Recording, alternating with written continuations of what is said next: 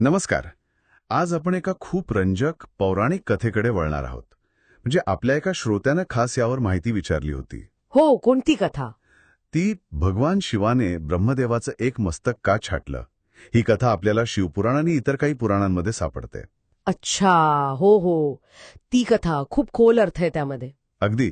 तर आज आपण जरा या कथेच्या मुळाशी जाऊया. म्हणजे पार्श्वभूमी काय होती, नेमकं काय घडलं आणि त्यातून काय शिकायला मिळतं ते बघूया. नक्कीच, कारण ही निव्वळ एक गोष्ट नाहीये.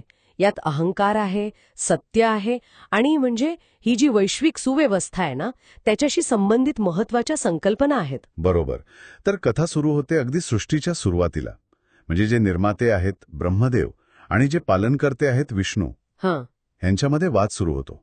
कोण श्रेष्ठ? हो, हा नेहमीचा प्रश्न अनेक कथांमध्ये येतो. इथे त्याचं स्वरूप काय होतं? ब्रह्मदेवांना वाटत होतं की मी निर्माता आहे, मीच सर्वश्रेष्ठ.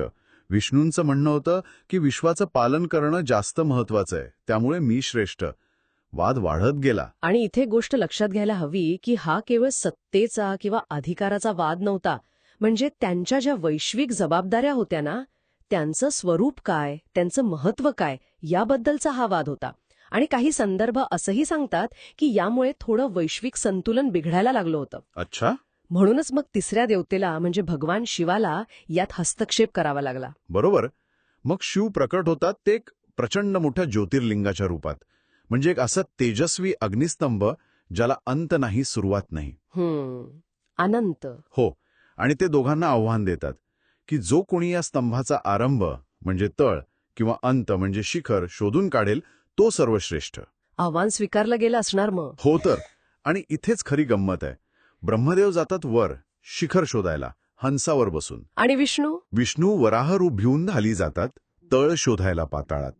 दोघेही खूप प्रयत्न करतात, पण ते लिंग इतकं अफाट अनंत की की कुणालाच काही सापडत नाही. बरोबर. अगदी कुणालाच काही सापडत नाही. मग विष्णू परत येतात आणि अगदी प्रामाणिकपणे सांगतात की नाही बाबा, मला तळ काही सापडला नाही.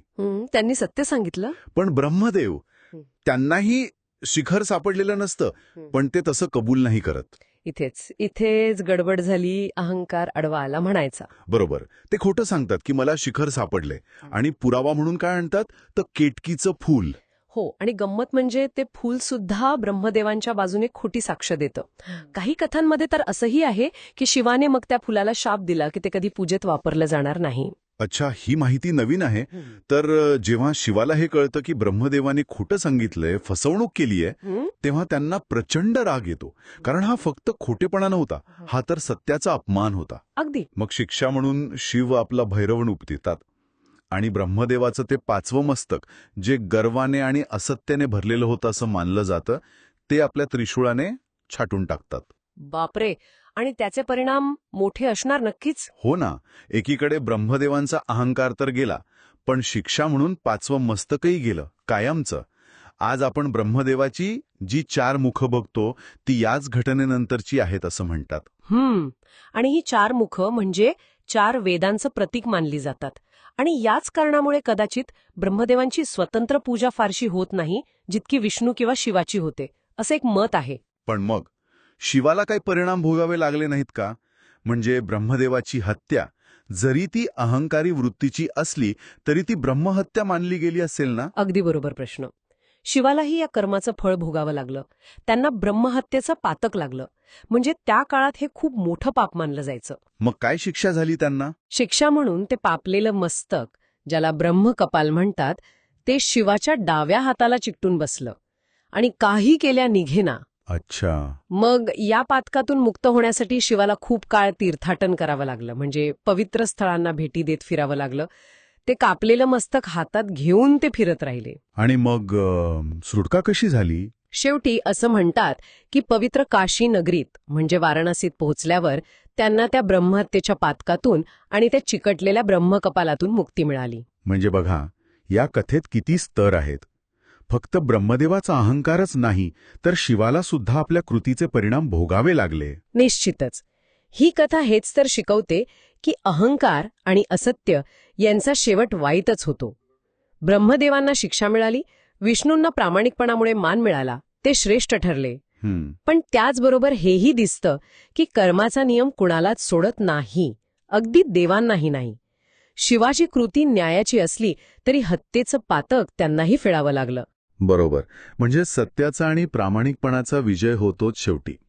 तर आपल्या या चर्चेतून हे स्पष्ट होतंय की ब्रह्मदेवाच्या शिरच्छेदनाची ही कथा म्हणजे केवळ एक नाट्यमय घटना नाहीये.